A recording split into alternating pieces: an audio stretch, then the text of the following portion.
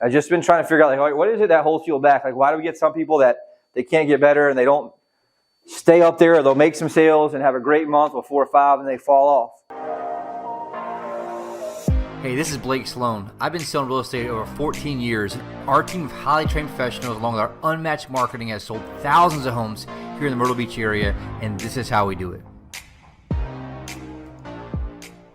Right? Why does it people do that? And we were really kind of investigating that and teaching that in our warrior group last week. We just talked about how to cultivate an abundant mindset. What do you think that means? An abundant mindset. A valve that never turns off. Okay, I like that. A valve never turns off. What does that mean?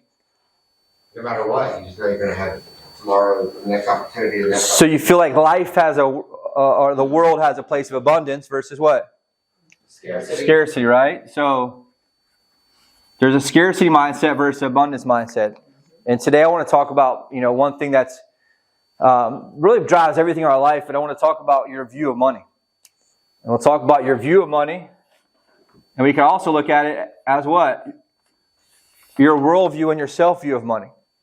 Right? So you have your worldview of money, like what is the world like? What are my stories around that? What are my values around that? And then also what's my self-view about money? I just want to question your belief around it so I can figure out, hey, look, why do you keep getting off the horse and getting back off the horse? Or why do you find yourself in this place that's always painful or not? And I've really spent some time investigating my stories. I'll talk about some of that around money and what has to go with money. And so, interesting enough, it talks about, and we really talked about this, how money in a way is spiritual, and how the world works and how things are attracted to in a way. And one of the things we talked about, one of the guys in Warrior just talks about, I thought it was very interesting. He said, what would God say on Judgment Day to you about how you manage your finances and how you manage your talents?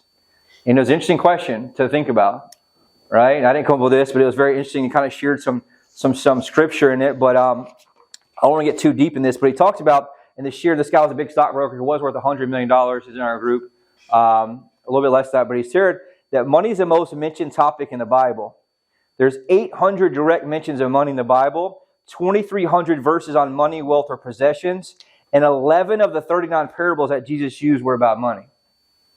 So it's safe to say that what? Money's an issue that you got to look at, right? And specifically your belief or your view about money is something I think that's very important to understand as well. And he shared this really interesting parable.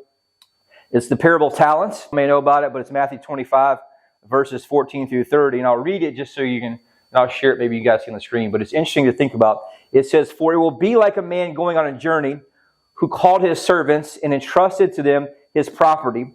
To one he gave 5 talents, another 2, another 1, to each according to his ability. Then he went away. He who had received 5 talents went at once and traded with them, and he made 5 talents more." So what did he do there? Doubled it, right? He gave him 5 and he doubled it into 10, which is important to look at. So also, he who had 2 talents made 2 talents more. But he who had received 1 talent went and dug in the ground and hid his master's money. Interesting piece about that. And so that could also be looked at as what?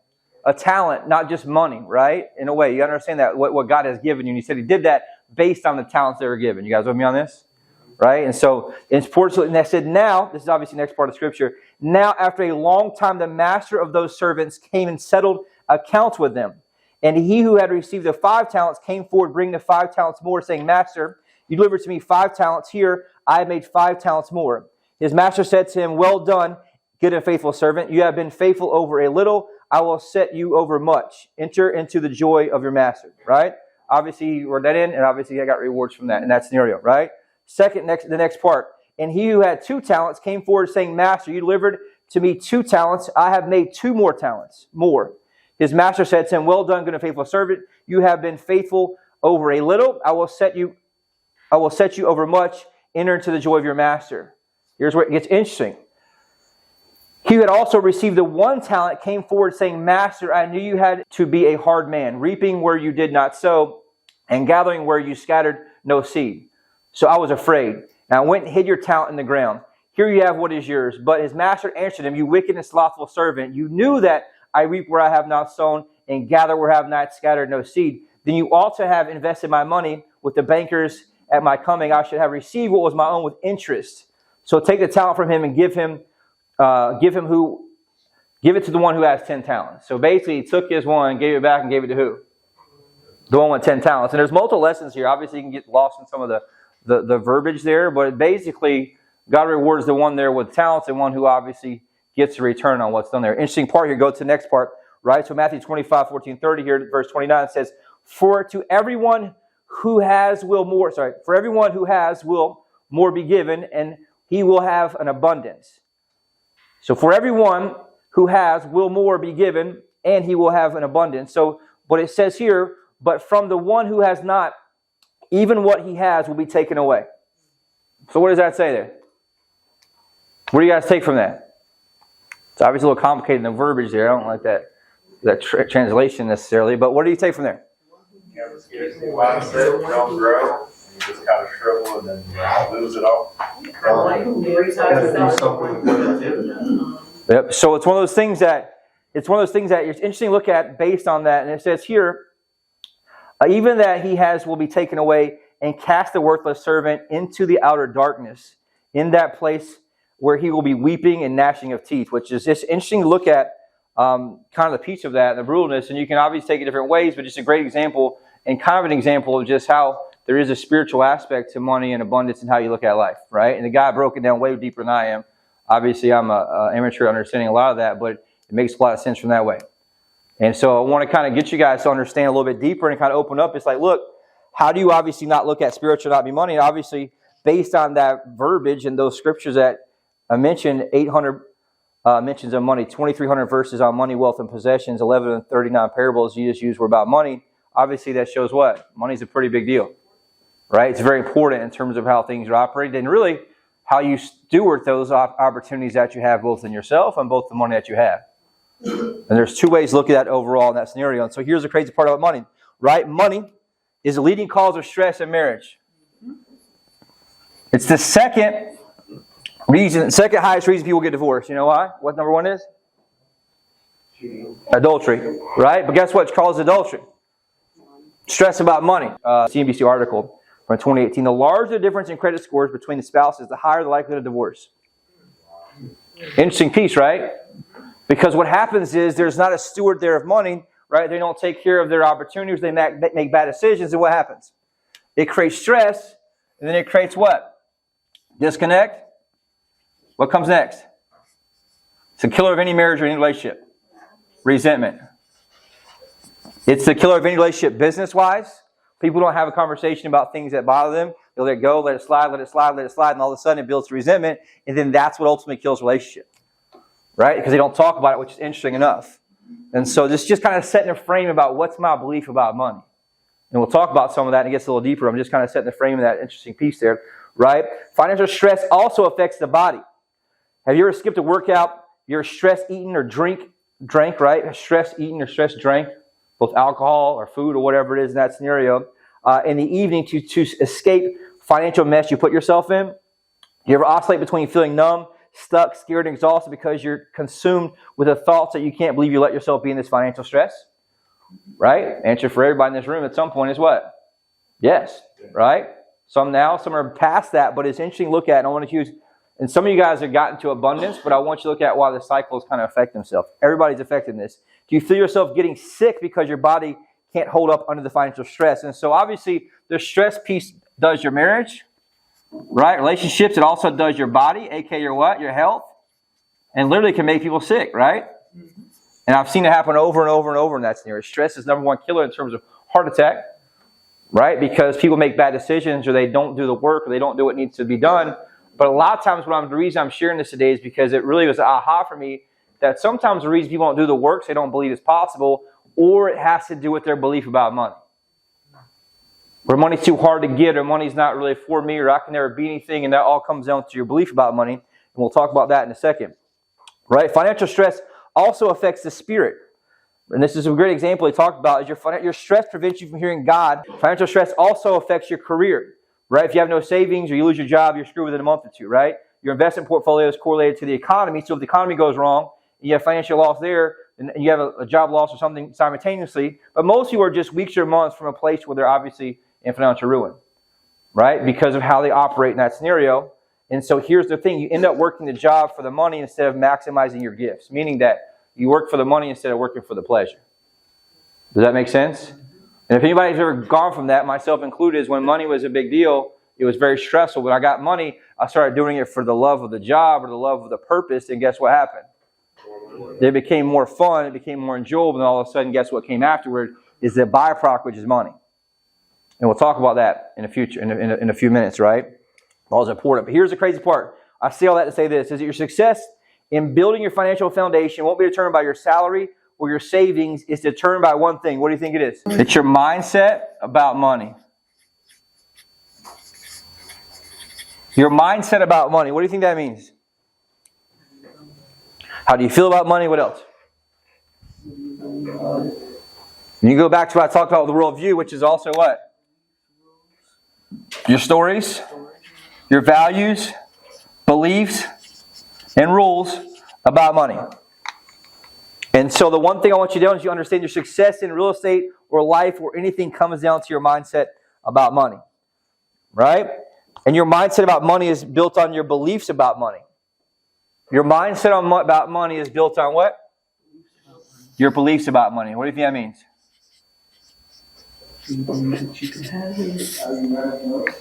How you manage money. What else? Your story on each one. Right? So for most people, just a few examples of that is that money's scarce, so you have to hold on to it. Right? I'm not good with money, so if I make a lot of money, I'll lose it all. If I have lots of money, I'll be alone. Money is hard to manage, so I'll never be able to keep it. When you have money, you have to give up your freedom. I want to be religious, spiritual, so having money is inappropriate.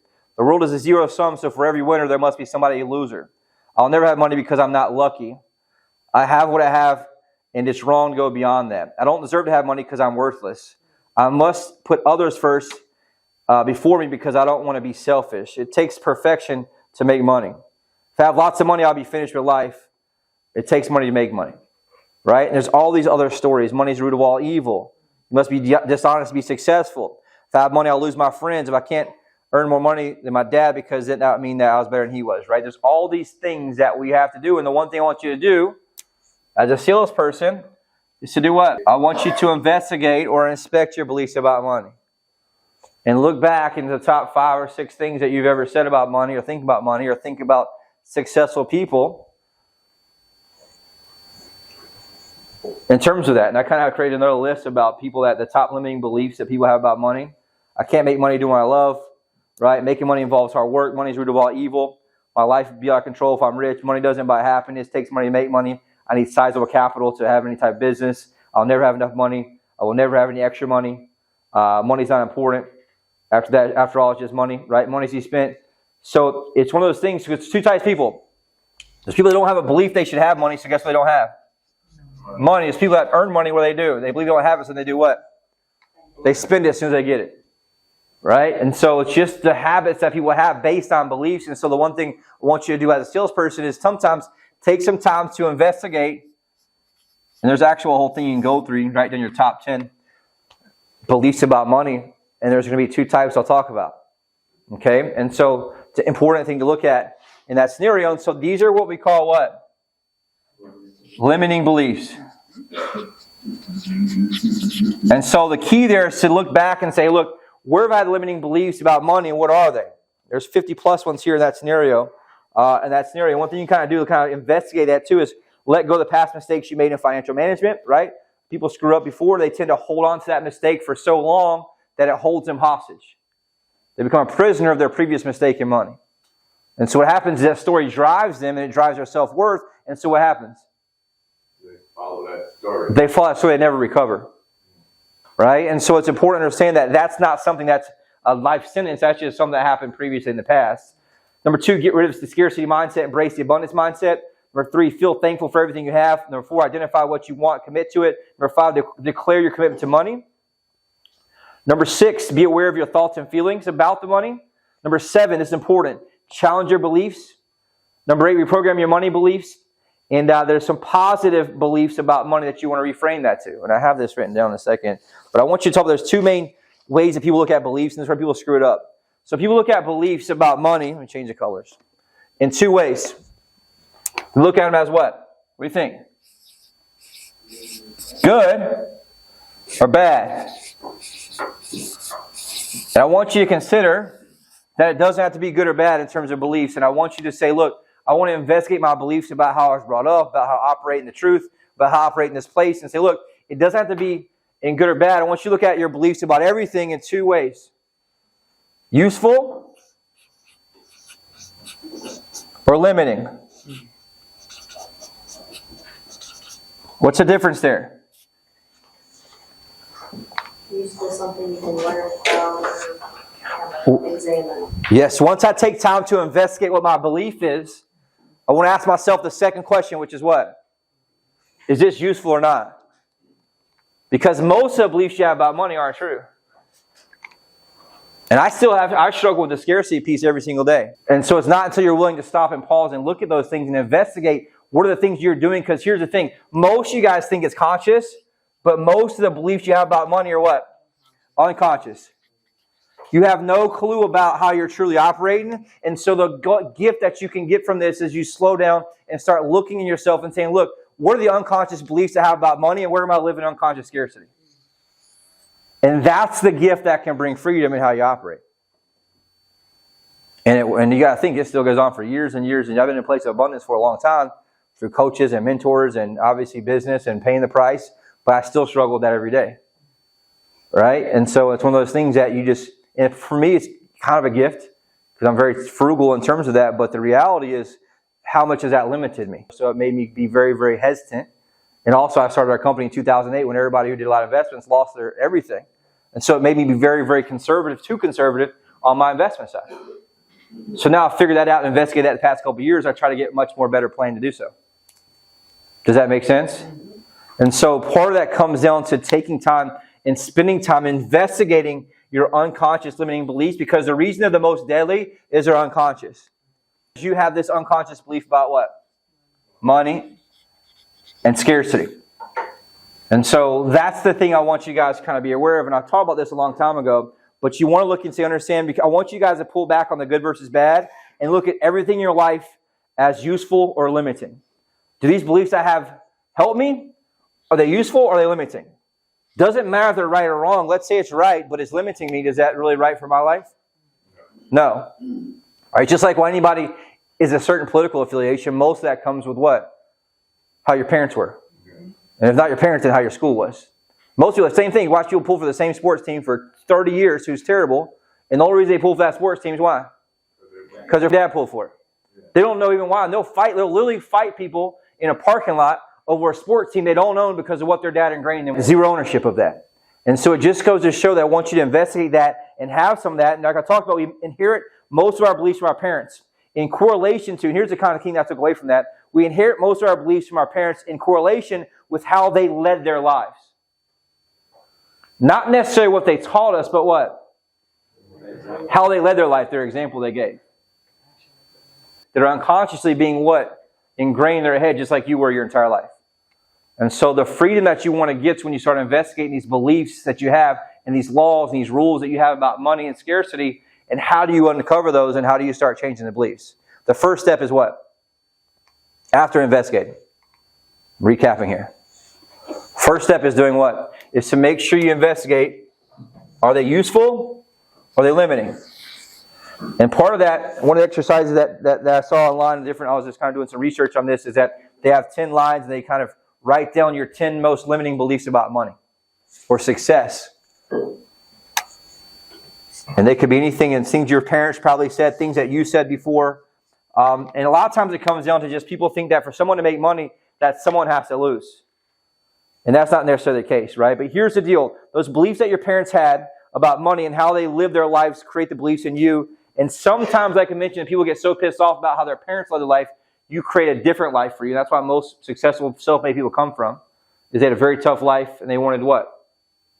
The opposite, right? And they want better for their children in that scenario. And so either way, I want you to understand those beliefs that you've got, they're influencing you, or the beliefs your parents had are influencing you. And so once we have beliefs that we're aware of, we have to understand we have beliefs that we're aware of and unaware of.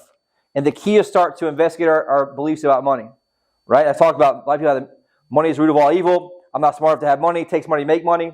Right? All these things and the limiting beliefs that you had about money are what's holding you back from becoming who you're supposed to become. I'll say it again. Your limiting beliefs you have about money is what's holding you back from the person that you're supposed to become, which I think is very, very important to look at. Because for you to be successful and have the true use of the talents that you were given, you have to have what? And I'm using the talents in terms of the parable I read out earlier. Right? For you to double those talents that you were given, you have to have what type of mindset? Abundance, right? You need beliefs that are empowering to you. Right? And so I want you to take a look at some of the big blocks people have about money, and I need you to find a way to reframe them.